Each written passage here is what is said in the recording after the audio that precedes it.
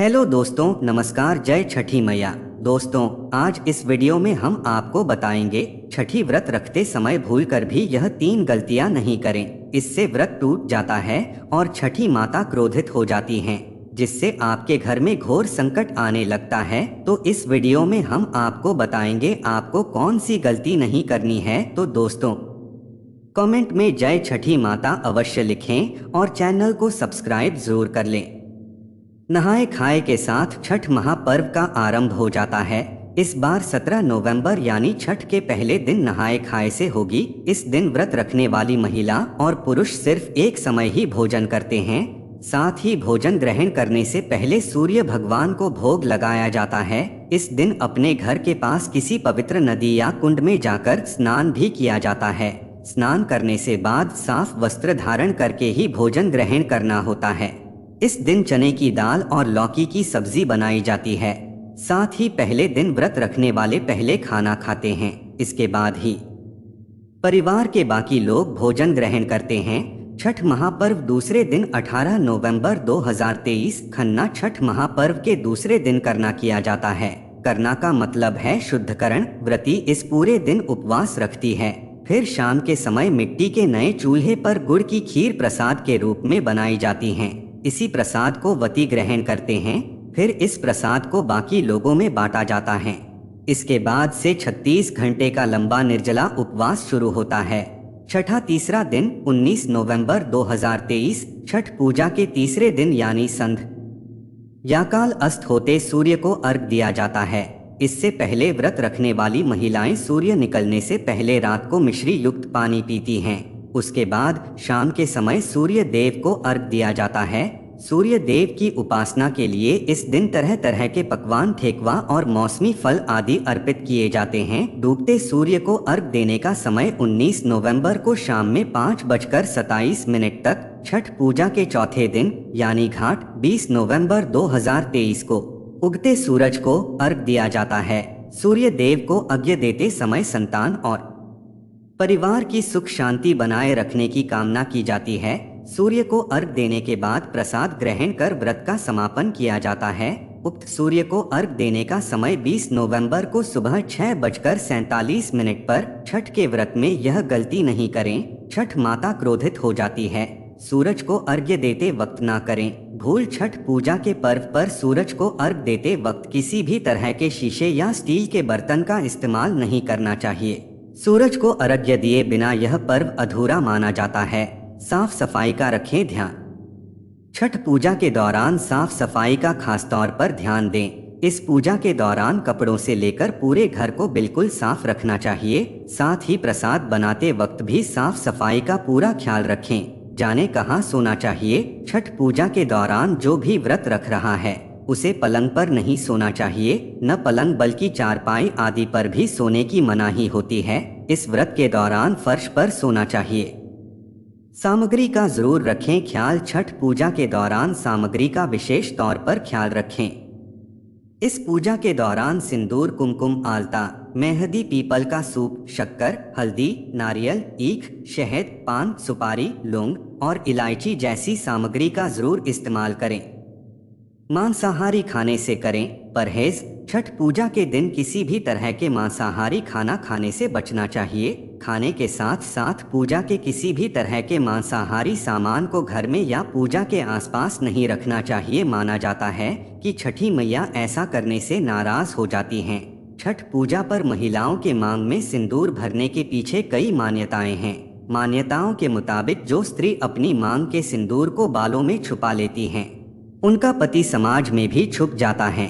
पति को वह सम्मान नहीं मिलता जिसके वह हकदार होते हैं। इसी कारण महिलाएं लंबा सिंदूर लगाती हैं ताकि पति की आयु बढ़ने के साथ ही उनका सम्मान बढ़े। छठ पूजा करने वाली महिलाएं अगर मांग में सिंदूर लगा रही हैं तो ध्यान रखें कि सिंदूर माथे से लगाना शुरू करते हुए मांग तक ले जाएं। जितनी लंबी मांग सिंदूर से भरे उतना शुभ माना जाता है। कई महिलाएं नाक से लेकर पीछे मांग तक सिंदूर भरती हैं। मांग में सिंदूर भरतने को लेकर यूपी, बिहार में अलग अलग मान्यताएं हैं। मांग में सिंदूर की लंबाई पति की लंबी उम्र का प्रतीक है। महिलाएं छठ पूजा के दौरान पीला सिंदूर जरूर लगाएं। छठ के पर्व में नाक से शुरू करते हुए सिंदूर लगाएं और मांग भरे सिंदूर गाढ़ा होना चाहिए। सिंदूर लगाने के लिए माचिस की तीली का इस्तेमाल कर सकती हैं। सिंदूर महिलाओं के सुहाग की निशानी होती हैं और पति की लंबी आयु का प्रतीक हैं। सुहागिन के 16 श्रृंगार में से एक सबसे अहम सिंदूर हैं, जिसका पूजा में होना अनिवार्य है। हिंदू धर्म में पूजा में नारियल का बहुत अधिक महत्व है। नारियल को बहुत ही पवित्र फल माना जाता है। वहीं छठ मैया पूजा में भी नारियल का बहुत अधिक महत्व है। श्रद्धालुओं के डाले में इस दिन बहुत नारियल रखे होते हैं, क्योंकि नारियल चढ़ाने से मनोकामनाएं पूरी होती हैं। इसलिए नारियल चढ़ा कर लोग अपनी मनोकामना मांगते हैं। छठ मैया को केला बहुत प्रिय है, क्योंकि केला पवित्र फलों में से एक है। इसकी पवित्रता के कारण इसे छठ पूजा में रखा जाता है। लोग मनोकामना पूर्ति के लिए छठ मैया को केले का भेंट करते हैं। बिहार और पूर्वांचल में इसकी खेती भी खूब होती है, जिसकी वजह से यह आसानी से उपलब्ध हो जाता है। छठ पूजा में गन्ने का होना जरूरी होता है। कई जगहों पर गन्ने का घर बनाया जाता है, जिसके नीचे छठ मैया की पूजा और आरती की जाती है। कहा जाता है कि इस तरह पूजा करने से घर में आनंद और समृद्धि आती है। गन्ना का बाहरी भाग बहुत सख्त होता है। पशु पक्षी भी इसे झूठा नहीं कर पाते। यह पूरी तरह पवित्र होता है, इसलिए यह छठ मैया को बहुत प्रिय होता है। डाब नींबू को छठ पूजा में बहुत अधिक महत्व माना जाता है। सामान्य नींबू से बड़े आकार का एक नींबू होता है, उसे डाब नींबू कहते हैं। इसका स्वाद खट्टा मीठा होता है। यह आकार में बहुत बड़ा और इसका आवरण बहुत मोटा होता है। इस कारण इसे पक्षी या पशु जूठा नहीं करते हैं। इसकी पवित्रता बनी रहती है। यही कारण है कि छठी मैया को डाब नींबू बहुत प्रिय है। सुपारी बेहद सख्त फल है। इसके बिना कोई पूजा पूरी नहीं मानी जाती है, इसलिए इस छठी मैया की पूजा में भी रखा जाता है। बेहद सख्त आवरण में रहने की वजह से इसे भी पशु पक्षी झूठा नहीं कर पाते। यह पवित्र फल में गिना जाता है, इसलिए यह छठ मैया को प्रिय है। जल में फलने वाला फल है। जल सिंघारा यह माता लक्ष्मी को भी प्रिय है। जल में होने के कारण यह बहुत पवित्र मोटे आवरण होने की वजह से यह किसी पशु पक्षी द्वारा झूठा फल नहीं माना जाता है, इसलिए यह छठ मैया को प्रिय फल होता है। इसे भी पूजा में जरूर रखना चाहिए। 36 घंटे का यह कठिन निर्जल व्रत गर्भवती, मधुमेह से पीड़ित महिलाओं के स्वास्थ्य के लिए हानिकारक हो सकता है। उनका कहना है कि व्रत रखना अपरिहार्य हो तो गर्भवती एवं धात्री महिलाएं बीच में पानी एवं जूस का भरपूर सेवन करें, ताकि शरीर में जल स्तर बना रहे।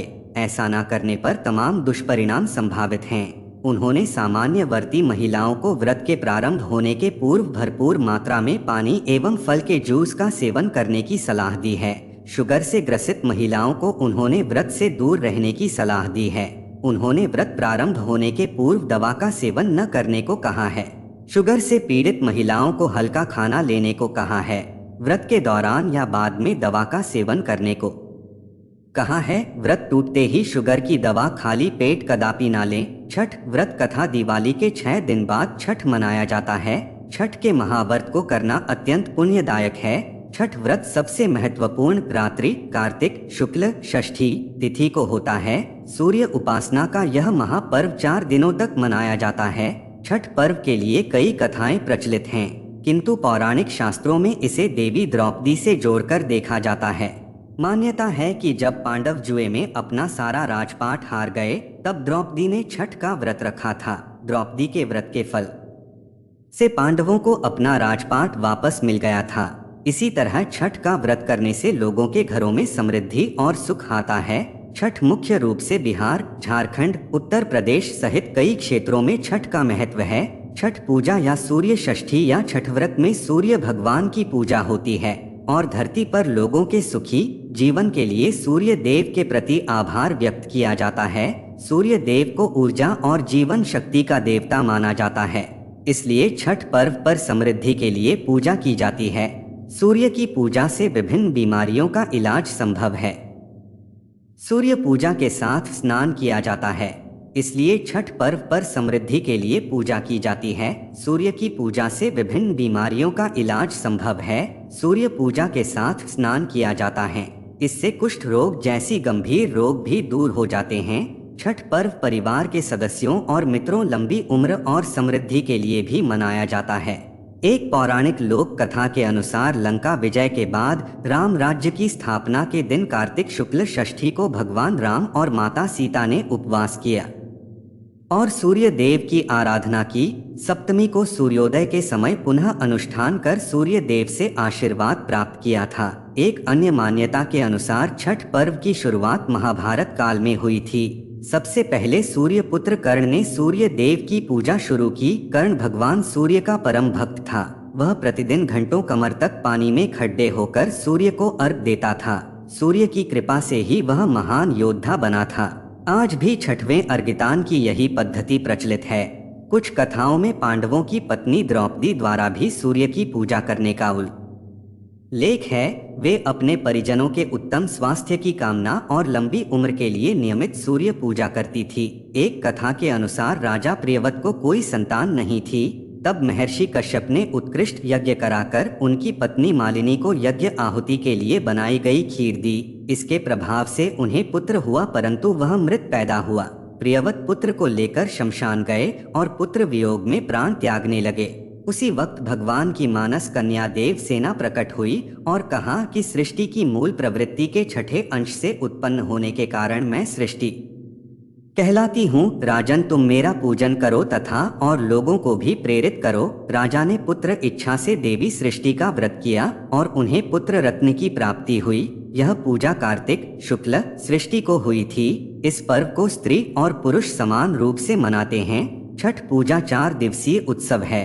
इसकी शुरुआत कार्तिक शुक्ल चतुर्थी को तथा समाप्ति कार्तिक शुक्ल सप्तमी को होती है।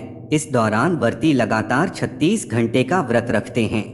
इस दौरान वे पानी भी ग्रहण नहीं करते। छठ पर्व बांस निर्मित सूप, टोकरी, मिट्टी के बर्तनों, गन्ने के रस, गुड़, चावल और गेहूं से निर्मित प्रसाद और समधुर लोकगीतों से युक्त होकर लोक जीवन की भरपूर मिठास का प्रसार करता है। यह मुख्य रूप से पूर्वी भारत के बिहार, झारखंड, पूर्वी उत्तर प्रदेश और नेपाल के तराई क्षेत्रों में मनाया जाता है। षष्ठी को मनाया जाने वाला छठ पूजा सूर्य उपासना का अनुपम पर्व है। यदि यह वीडियो आप सभी लोगों को पसंद आया हो तो वीडियो को लाइक कर देना और हमारे चैनल को सब्सक्राइब जरूर करें।